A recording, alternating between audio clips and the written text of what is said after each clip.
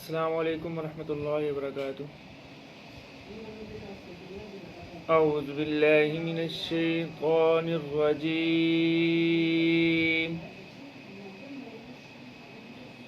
بسم اللہ الرحمن الرحیم۔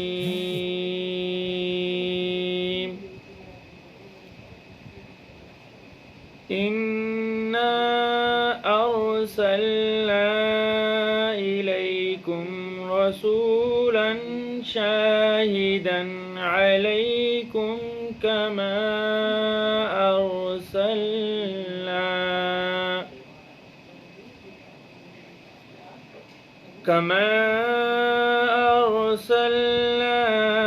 إلى فرعون رسولا فعصى فرعون الرسول فأخذناه أخذا وبيلا۔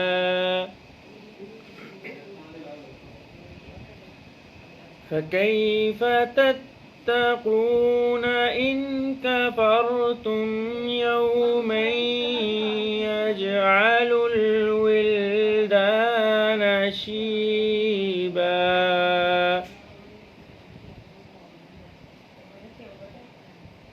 السماء منفطر به كان وعده مفعولا۔ إن هذه تذكرة فمن شاء اتخذ إلى ربه سبيلا۔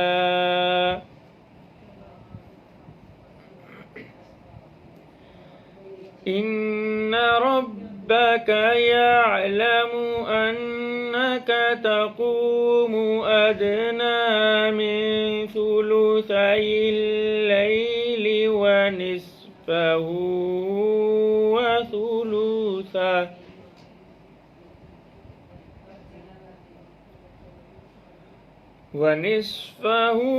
وثلثه وطائفة من الذين معك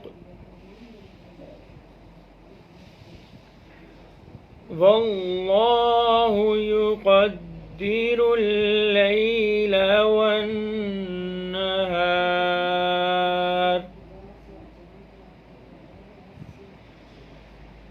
علم أن لن تحصوه فتاب عليكم فاقرؤوا ما تيسر من القرآن،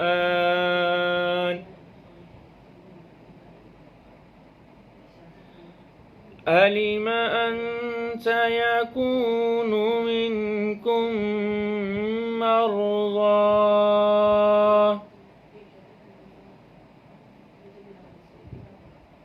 وآخرون يضربون في الأرض يبتغون من فضل الله،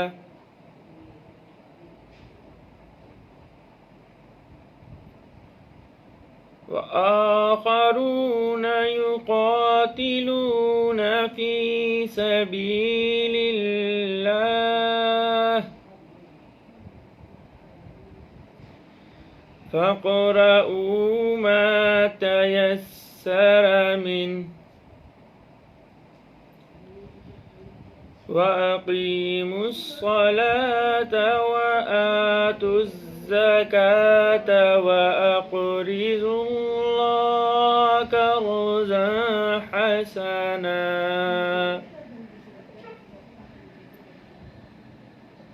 وما تقدموا لأنفسكم من خير تجدوه عند الله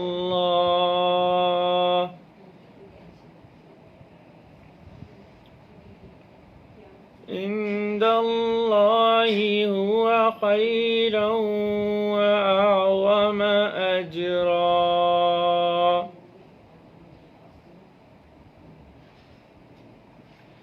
واستغفروا الله إن الله غفور رحيم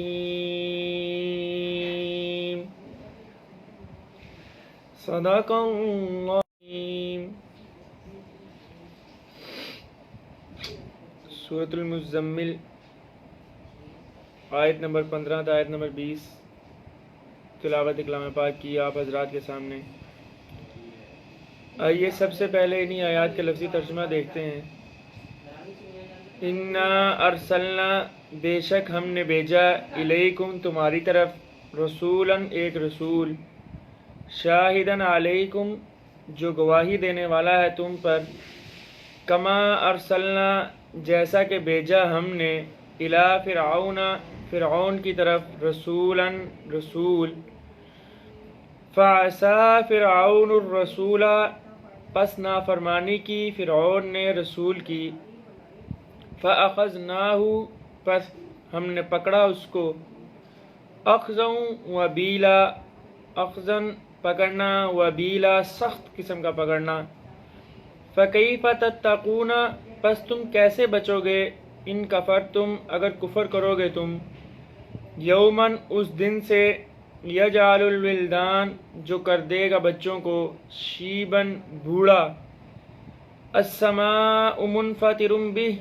اس دن آسمان پھٹ جائے گا کان وعدہ مفعولا ہے وعدہ اس کا مفعولا جو پورا ہو کر رہے گا ان ہذہ تذکرہ بے شک یہ آیات نصیحت ہیں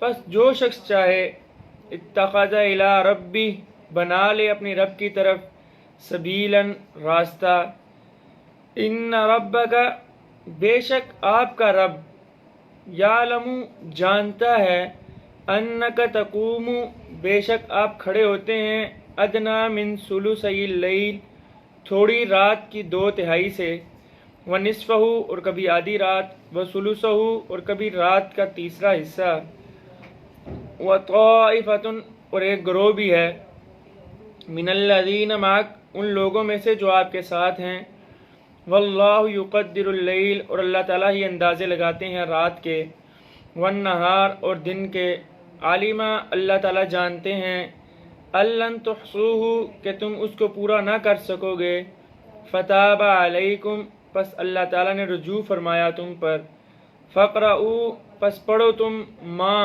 وہ تیسر من القرآن جو آسان ہو قرآن پاک میں سے عالمہ اللہ تعالیٰ جانتا ہے ان سیکون منکم کہ بتاکید ہوں گے تم میں مرضى بیمار وآخرون اور کچھ دوسرے یضربون جو چلیں گے فی الارض زمین میں یبتغون جو تلاش کریں گے من فضل اللہ اللہ تعالیٰ کا فضل وآخرون اور کچھ دوسرے لوگ یقاتلون جو لڑیں گے فی سبیل اللہ اللہ تعالیٰ کے راستے میں فقرؤوا پس پڑھو تم وہ ما تیسر من جو آسان ہو قرآن پاک میں سے واقیموا الصلاۃ اور قائم کرو نماز وآتوا الزکاۃ اور زکوٰۃ دو واقرضوا اللہ قرضا حسنا اور اللہ تعالیٰ کو اچھا قرض دو وما تقدموا اور جو آگے بھیجو لانفسکم اپنی جانوں کے لیے من خیر بلائی تجدوہ پاؤ گے تم اس کو عند اللہ اللہ تعالیٰ کے ہاں ہوا خیرن وہ بہتر ہے وعظم اجرا اور بڑا ہے اجر دینے کے اعتبار سے واستغفر اللہ اور معافی مانگو تم اللہ تعالیٰ سے ان اللہ بے شک اللہ تعالیٰ غفور الرحیم بخشنے والا اور رحم کرنے والا ہے بڑا مہربان ہے۔ یہ آیات کا ترجمہ سنا آپ نے۔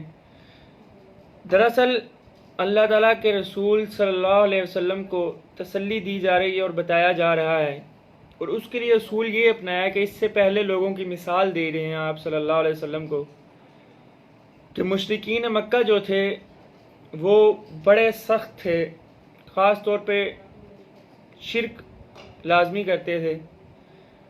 محمد الرسول اللہ صلی اللہ علیہ وسلم جو اللہ کے پیغمبر، آخری نبی، محبوب، خاتم النبیین، رحمت دو جہاں، رحمت للعالمین ہیں، وہ بڑے شریف النفس انسان تھے۔ کافر لوگ بھی اس چیز کو مانتے تھے کہ آپ صلی اللہ علیہ وسلم کا باپ اور ماں دونوں کی طرف سے حسب نسب اعلیٰ ہے، آپ سچے ہیں، آپ امین ہیں، بلکہ انہوں نے ہی آپ کا لقب صادق اور امین رکھا تھا، اور اتنا ان کو یقین تھا کہ آپ صلی اللہ علیہ وسلم سچے اور امانت دار ہیں۔ تو ظاہری طور پر آپ صلی اللہ علیہ وسلم کی قدر بھی کرتے تھے، ساری کی ساری خوبیاں تسلیم کرنے کے باوجود آپ جو مسائل بیان کرتے تھے پھر بھی وہ ان کا انکار کر دیتے تھے۔ اللہ کی ذات کی توحید کا انکار، یعنی کہ توحید اللہ کو مانتے تھے لیکن اللہ کے ساتھ اور لوگوں کو شریک کرتے تھے، بتوں کو مان لیتے تھے یا بتوں سے مدد مانگ لیتے تھے۔ اس طرح کچھ لوگ اللہ کو بھی نہیں مانتے ہوں گے، قیامت کا انکار کر دیتے تھے، آپ صلی اللہ علیہ وسلم کی رسالت کا انکار کر دیتے تھے، اور اس طرح کی بہت ساری بڑے بڑے گناہ اور ایمان کی خرابیاں ان کے اندر پائی جاتی تھیں۔ تو اللہ تعالیٰ نے آپ صلی اللہ علیہ وسلم کی تسلی کے لیے فرمایا کہ اے مکہ والو، انا ارسلنا الیکم رسولا، بے شک ہم نے بھیجا ہے تمہاری طرف ایک رسول، شاہدن علیکم، جو تم پر گواہی دینے والا ہے۔ سورۃ البقرہ پارہ نمبر 2 میں ہے، لِتَكُونُوا شُهَدَاءَ عَلَى النَّاسِ وَيَكُونَ الرَّسُولُ عَلَيْكُمْ شَهِيدًا، تاکہ ہو جاؤ تم لوگوں پر گواہ اور رسول تمہارے پر گواہ۔ یہ امت پہلی امتوں پر گواہ ہوگی، اور حضرت صلی اللہ علیہ وسلم اپنی امت کی صفائی دیں گے کہ میری امت نے صحیح گواہی دی ہے۔ مثال کے طور پر کیسے؟ اللہ تعالیٰ نوح علیہ السلام سے فرمائیں گے کیا آپ نے تبلیغ کی؟ وہ عرض کریں گے کہ جی اے اللہ تعالیٰ میں نے ان لوگوں کو تبلیغ کی۔ ان کی قوم سے پوچھا جائے گا کہ کیا نوح علیہ السلام تمہارے پاس آئے تھے، انہوں نے تبلیغ کی؟ تو وہ کہیں گے نہیں، کب ہمارے پاس آئے تھے، کب تبلیغ کی، ہمیں تو نہیں پتا۔ دیکھیں کافر لوگ قیامت والے دن اللہ کی ذات کے سامنے انکار کر دیں گے، اللہ کو پتہ ہوگا پھر بھی وہ نہیں مانیں گے۔ اللہ تو سب جانتے ہیں نا، غیب کا علم بھی جانتے ہیں۔ بہرحال اللہ تعالیٰ بھی انصاف کریں گے، اللہ تعالیٰ کہیں گے چلے ٹھیک ہے۔ حضرت نوح علیہ السلام کو کہا جائے گا کہ آپ گواہ لے کر آئیں، کیونکہ وہ مدعی ہیں۔ مدعی کہتے ہیں جو بندہ دعویٰ کرتا ہے۔ حضرت نوح علیہ السلام نے یہ کہا نا کہ میں نے تبلیغ کی، تو اللہ تعالیٰ حضرت نوح علیہ السلام کو کہے گا تم گواہ لے کے آؤ۔ اگر تم گواہ نہیں لا سکتے تو مدعی علیہ، یعنی جو جس پر دعویٰ کیا گیا اس کو کہا جائے گا قسم اٹھا لے، تو وہ سچا ثابت ہو جائے گا۔ بہرحال جب قوم انکار کر دے گی تو اللہ تعالیٰ حضرت نوح علیہ السلام سے فرمائیں گے من یشہدک لک، کہ آپ کے دعوے پر گواہ کون ہے؟ حضرت نوح علیہ السلام فرمائیں گے کہ میرے دعوے پر گواہ محمد الرسول اللہ صلی اللہ علیہ وسلم ہے۔ چنانچہ امت گواہی دے گی کہ نوح علیہ السلام نے تبلیغ کی، ان لوگوں نے انکار کیا، اور یہ لوگ انکار کریں گے اور کہیں گے کہ اس کی گواہی نامنظور ہے۔ کیوں نامنظور ہے؟ کافر اعتراض کریں گے کہ آپ صلی اللہ علیہ وسلم کی امت تو ہمارے سے کئی ہزاروں سال بعد آئی، تو انہوں نے نوح علیہ السلام کو تبلیغ کرتے کیسے دیکھ لیا؟ اللہ تعالیٰ فرمائیں گے دیکھ لو، ان کا اعتراض ہے، پھر مزید جواب لے کر آؤ۔ دوسرا فریق کیا کہتا ہے؟ دیکھیں اعتراض کر رہے، تو یہ امت کہے گی اے اللہ، اے ہمارے رب، بے شک ہم سنتے ہیں مگر ہم سچے ہیں، اور ہم یقیناً سچے ہیں۔ کیوں سچے ہیں؟ کیونکہ ہم نے آپ کی آخری کتاب، جو سچی اور پاک کتاب، جو آپ نے اپنے پیغمبر، اپنے محبوب، اپنے آخری نبی، نبیوں کے سردار، آقا دو جہاں صلی اللہ علیہ وسلم پر بھیجی۔ قرآن پاک میں ارشاد ہے سورۃ الاعراف آیت نمبر 59 میں، لقد ارسلنا نوحا الى قومه فقال یا قوم اعبدوا اللہ ما لکم من الہ غیرہ، اور آپ کے پیغمبر نے بھی ہمیں بتایا ہے کہ نوح علیہ السلام کی تبلیغ کا حق ادا کیا ہے۔ اگر آپ کی کتاب سچی ہے، آپ کا پیغمبر سچا ہے، تو یقیناً ہم بھی سچے ہیں، اور ہم نے آپ کی کتاب میں پڑھا تھا، اس لیے ہم نے گواہی دی ہے کہ نوح علیہ السلام نے تبلیغ کی اور ان کی قوم نے انکار کر دیا۔ پھر نبی کریم صلی اللہ علیہ وسلم بھی گواہی دیں گے کہ میری امت نے جو گواہی دی ہے وہ بالکل ٹھیک ہے۔ تو فرمایا بے شک ہم نے تمہاری طرف رسول بھیجا گواہی دینے والا تم پر۔ اب آگے کافروں کو بتانا تھا، اس لیے یہ ساری کی ساری بات بتا دی۔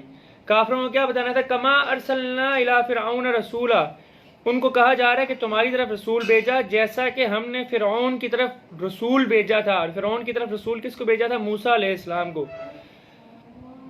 فرعون بھی بڑا دولت مند، ظالم، متکبر شخص تھا. اتنی دولت، اتنا امیر کبیر کہ وہ خدائی کا دعویٰ بھی کر بیٹھا. سورۃ النازعات پارہ نمبر 23 آیت نمبر 21 میں ہے فَكَذَّبَ وَعَصَىٰ، پس انہوں نے جھٹلایا اور نافرمانی کی. پھر ہم نے ان کا کیا حشر کیا؟ اس کو یاد رکھو کہ اگر تم بھی نافرمانی کرو گے تو تمہارا بھی یہی حشر ہوگا کہ فرعون کو غرق کر دیا، دنیا میں ہی عبرت کا نشان بنا دیا.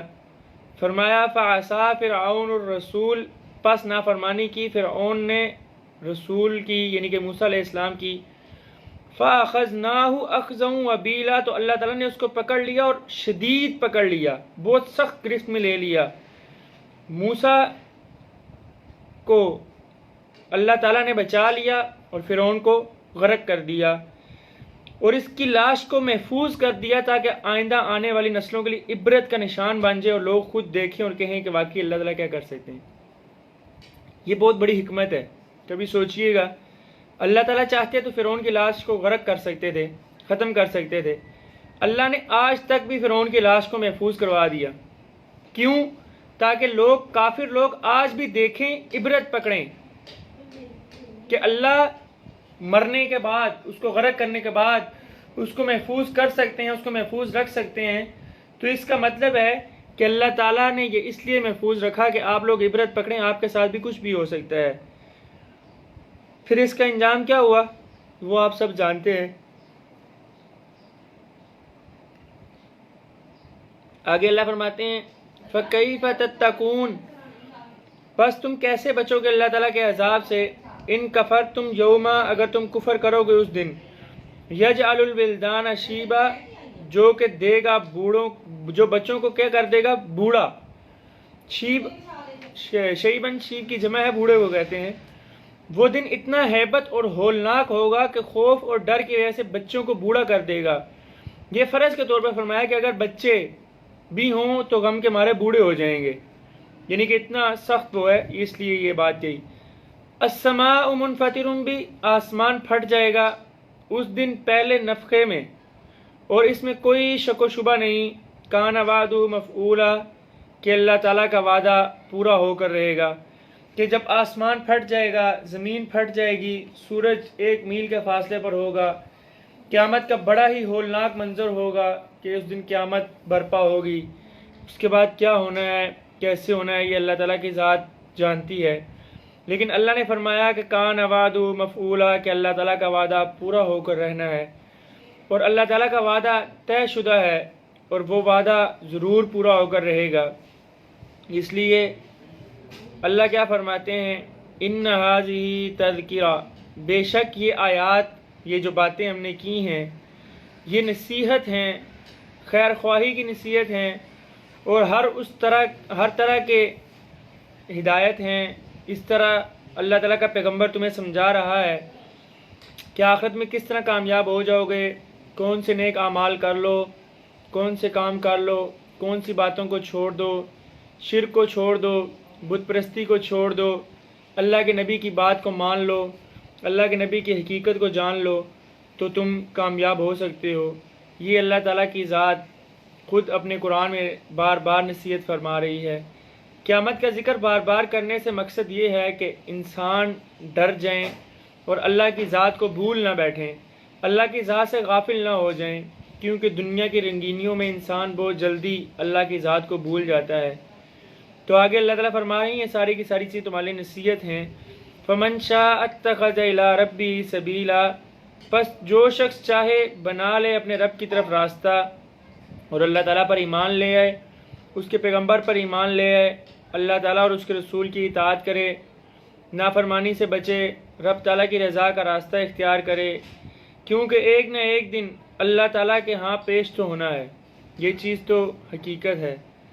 میں نے ایک دفعہ پہلے بھی ذکر کیا تھا، دنیا میں جتنے مذاہب ہیں آپ کو ہر مذہب کا بندہ ملے گا، کافر ہوگا، کچھ ایسے ہوں گے جو اللہ کے رسول کا انکار کریں گے، کوئی اللہ کی کتاب کا انکار کرے گا، کوئی اللہ کے نبی کی حدیث کا انکار، کوئی تعلیمات کا انکار، کوئی کس چیز کا انکار. بہرحال اللہ کی ذات کا انکار کرنے والے لوگ آپ کو مل جائیں گے، لیکن دنیا میں کوئی بندہ ایسا نہیں ملے گا کہ جو موت کا انکار کر دے.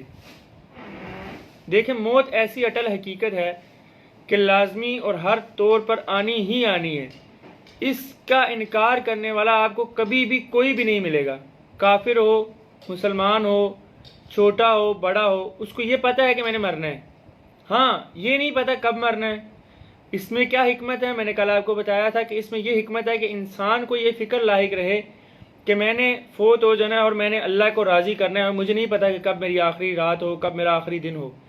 اس لیے انسان کو ہر وقت یہ فکر ہی لاحق رہنی چاہیے کہ اللہ تعالیٰ کو راضی کرنا ہے اور اللہ تعالیٰ کو راضی کر کے رہیں. اس لیے اللہ تعالیٰ نے یہ حکمت رکھی. دوسری طرف اللہ تعالیٰ نے انسان کے ہدایت کے لیے پیغمبر بھیجے. کم و بیش 1,24,000 پیغمبر جو آئے انہوں نے اپنی اپنی تعلیمات دیں. سب کی تعلیم ایک ہی جیسی تھی کہ لا الہ الا اللہ، اللہ کے سوا کوئی معبود نہیں. یہ بات سب کے سب رسولوں کی، سب کے سب نبیوں کی ایک ہی تھی. کلمہ آگے مختلف تھا اور پھر تعلیمات بھی ایک جیسی تھی تقریباً. کچھ تعلیمات مختلف بھی ہوں گی. اللہ کی عبادت، معاملات، معاشرت، یہ سارے کے سارے جب سے دنیا قائم کی گئی یہ بنایا گیا، یہ اسی طرح ہی رکھا گیا.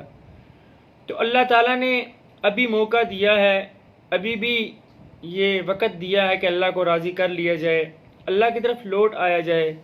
یہ جو وائرس چھوٹا سا بھیجا یہ شاید ٹھیک ہے، ایک طرف شر ہے، مشکل ہے، لوگوں کے لیے پریشانی ہے، بے روزگاری ہو گئی ہے، لیکن اس میں بھی خیر کا پہلو دیکھیں کہ اللہ تعالیٰ نے آپ کو ایک دفعہ پھر موقع دے دیا ہے کہ آپ اللہ کی طرف لوٹ آئیں، اللہ سے توبہ کر لیں. ایسی توبہ، پکی سچی توبہ کر لیں. شاید اللہ نے یہ موقع دیا ہی اس لیے ہو کہ اللہ تعالیٰ آپ کو معاف کرنا چاہتے ہوں. اللہ تعالیٰ چاہتے تو آپ کو موت دے دیتے ڈائریکٹ وائرس کے ساتھ، یا وائرس کی جگہ کوئی اور عذاب آتا ڈائریکٹ سارے ختم ہو جاتے. توبہ کا موقع ہی نہ ملتا، تب کیا کر لیتے؟ ہم کچھ کر سکتے تھے. اللہ کے آگے تو کسی کا زور نہیں چلتا نا. تو اللہ تعالیٰ نے ہو سکتا ہے انسان کو یہ موقع دیا ہی اس لیے ہو کہ اے انسان واپس لوٹ آؤ، اللہ تعالیٰ کی طرف لوٹ آؤ. دیکھیں دنیا میں غور کریں، جانور بھی خوش ہیں، ہوائیں بھی چل رہی ہیں، روشنی بھی ہے، روز سورج بھی نکلتا ہے، سارا نظام چل رہا ہے. صرف ایک صحیح طرح نہیں چل رہا تو وہ انسان نہیں چل رہا. اس کا مطلب ہے انسان بہت غفلت میں ڈوب گیا ہے، کیونکہ اللہ تعالیٰ نے اس کو اشرف المخلوقات بنا کر بھیجا تھا. اشرف المخلوقات کو جب مشکل آ جائے اور باقی سارے کی ساری مخلوقات خوش ہوں تو اس کا مطلب ہے کہ اشرف المخلوقات انسان نے اللہ کی ذات کو بلا دیا، اللہ کی ذات کے ساتھ کوئی غلطی کر لی. ہر انسان یہ سوچے کہ شاید میری غلطی کی وجہ سے کوئی مشکل آئی ہو.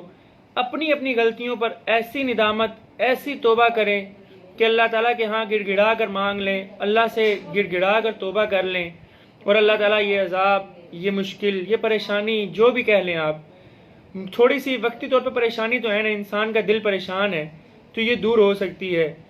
ہم اس کا مقابلہ نہیں کر سکتے. یہ جو کہتے ہیں نا اس سے ڈرنا نہیں، اس سے ڈریں. اللہ کا عذاب ہے، اللہ کے عذاب اور اللہ کی مشکلات سے ڈرنا چاہیے. آپ ڈریں گے تو آپ توبہ کریں گے، جب توبہ کریں گے تو اللہ راضی ہوگا. تو اس لیے اللہ کی ذات کے سامنے گڑ گڑا کر مانگیں. مغفرت کا عشرہ شروع ہو چکا ہے. آج مغفرت کے عشرے کا پہلا دن. ایک عشرہ گزر بھی گیا، دیکھیں اللہ کا مہمان آیا اور کتنی تیزی سے جا رہا ہے. ابھی کل چاند نکلا تھا اور آج 10 روزے ہو بھی گئے. کسی کو اندازہ بھی ہوا اگلے 19-20 روزے اسی طرح گزر جائیں گے. لیکن خوش قسمت ہیں وہ لوگ کہ جنہوں نے ان 10 دنوں کو قیمتی بنا لیا اور اللہ کو راضی کر لیا. وقت ان کا بھی گزر گیا، اور جن لوگوں نے غفلت میں وقت گزارا وقت ان کا بھی گزر گیا. اس رمضان میں اللہ سے بہت بڑھ چڑھ کر مانگا جا سکتا ہے، اپنی عادات کو تبدیل کیا جا سکتا ہے، اپنی زندگی کا سرکل تبدیل کیا جا سکتا ہے. اگر آپ حقیقت حال دیکھیں تو اللہ نے روزہ رکھا.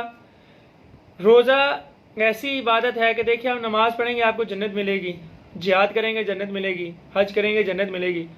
روزے کے بارے میں اللہ نے فرمایا روزہ میرے لیے ہے اور میں خود اس کا اجر دوں گا. اتنا بڑا ثواب. دیکھیں آپ کو کوئی کہہ دے نا وزیر اعظم یا صدر کہ میں آپ کو انعام دوں گا، آپ کا ذہن پہلے ہی بن جائے گا کہ لاکھوں میں انعام ہوگا. ہزاروں میں انعام ہوگا، کیونکہ وزیر اعظم نے کہا ہے، صدر نے کہا ہے، کتنے بڑے بندے نے کہا ہے۔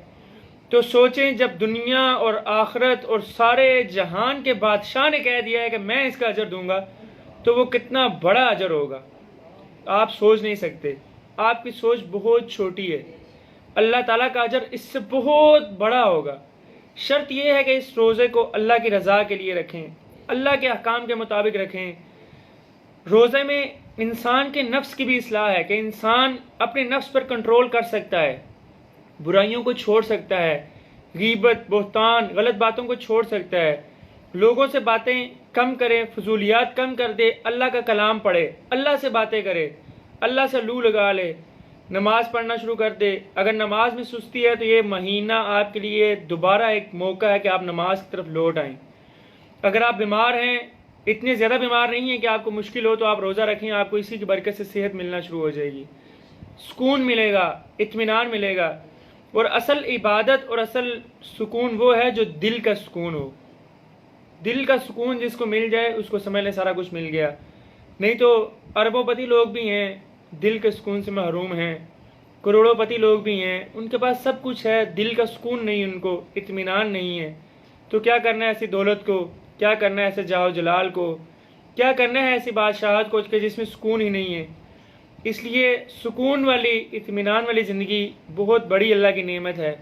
اگر آپ کو کوئی مشکل ہے، کوئی سکون تھوڑا سا آپ کا نہیں ہے، آپ کو سکون، تو اللہ سے دعا مانگیں۔ یہ اللہ سے لو لگانے کا، اللہ سے ملنے کا، اللہ سے باتیں کرنے کا بڑا اچھا موقع ہے۔ اللہ تعالیٰ جب پریشانی بھیجتے ہیں تو وہ انسان کو یہی دیکھتے ہیں کہ انسان واپس اللہ کی طرف لوٹ کر آتا ہے یا اور زیادہ غافل ہو جاتا ہے۔ اور حقیقت یہی ہے کہ جو انسان اللہ کی طرف لوٹ کر آ جاتے ہیں وہ ہمیشہ ہمیشہ کی کامیابی پا لیتے ہیں، پھر دنیا بھی انہی کی ہو جاتی ہے اور آخرت بھی انہی کی ہو جاتی ہے۔ دنیا میں اصل تو یہی ہے کہ آپ کی عزت ہو، آپ کو اللہ تعالیٰ سکون میں رکھیں، آپ کو کسی کا محتاج نہ کریں، کوئی مشکل نہ آئے، یہی اصل زندگی ہے۔ اور اگر آپ اللہ کو راضی کر لیں گے تو آخرت میں تو بے تحاشا نعمتیں، بے تحاشا چیزیں ہیں۔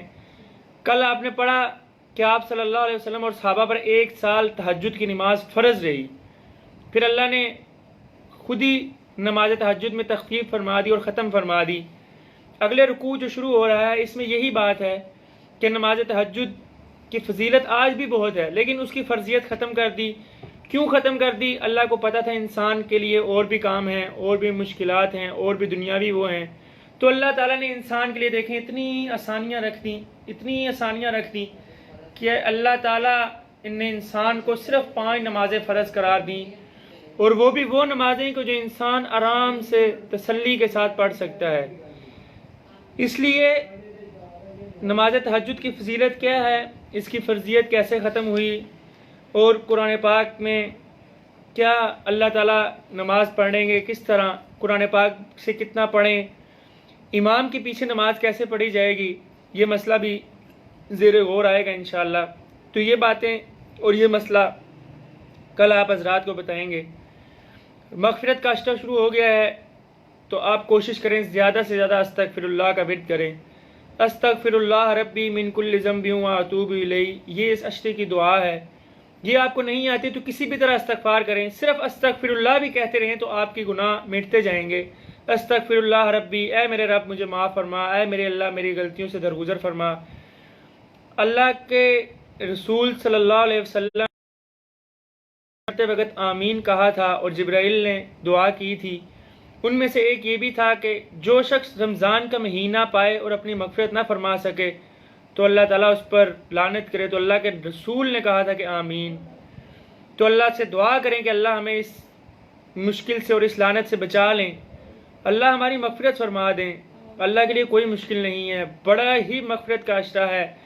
اللہ کی مغفرت ہر وقت پہلے آسمان پہ آپ کو آوازیں دے رہی ہے، صبح و شام آوازیں دے رہی ہے، خاص طور پر افطاری کے وقت، تہجد کے وقت، سحری کے وقت۔ یہ وہ وقت ہیں کہ جب اللہ تعالیٰ آپ کو بہت قریب سے دیکھتے ہیں اور اللہ تعالیٰ سوچتے ہیں، دیکھتے ہیں کہ اب کون انسان مجھ سے مانگ رہا ہے۔ تو اللہ سے ان اوقات میں اور خاص کر اور باقی عمومی ہر وقت چلتے پھرتے ہوئے اللہ کے مغفرت مانگیں، استغفار کریں۔ دیکھیں اللہ سے استغفار کر لیں، آپ کو ایسا رمضان یہ نصیب ہو جائے کہ آپ کی اللہ کے ہاں مغفرت ہو جائے، اس سے بڑی خوش قسمتی آپ کی کیا ہوگی؟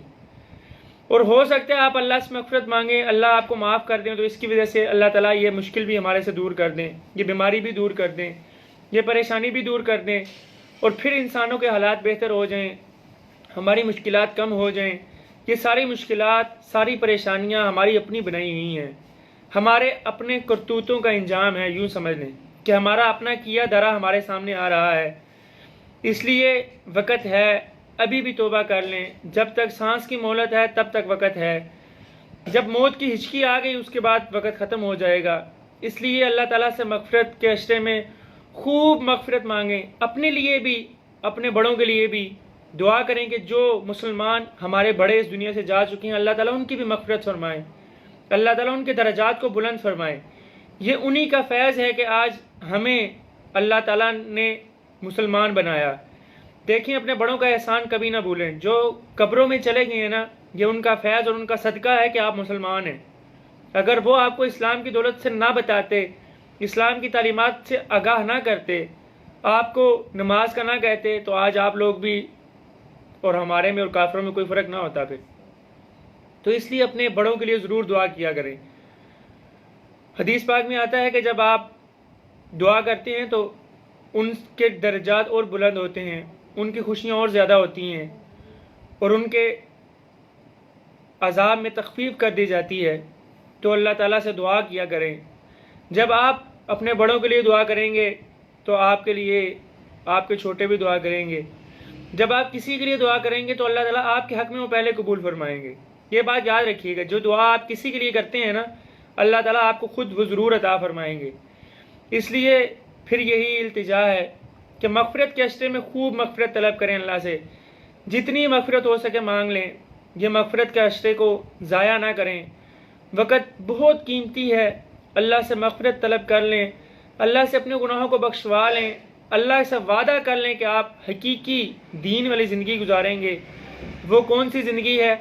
اللہ کے رسول صلی اللہ علیہ وسلم کی مبارک زندگی، جس طرح نبی کریم صلی اللہ علیہ وسلم نے زندگی گزاری تھی، آپ بھی اسی طرح زندگی گزارنے کی کوشش کریں گے۔ اللہ سے یہی دعا ہے کہ اللہ تعالیٰ ہم سب کی کامل مغفرت فرمائیں، اور اللہ تعالیٰ ہمیں نبی کریم صلی اللہ علیہ وسلم کے طریقوں پر زندگی گزارنے کی توفیق عطا فرمائیں۔ زندگی رہی تو انشاءاللہ کل کے درس کے ساتھ دوبارہ حاضر ہوں گے۔ وآخر دعوانا ان الحمد للہ رب العالمین۔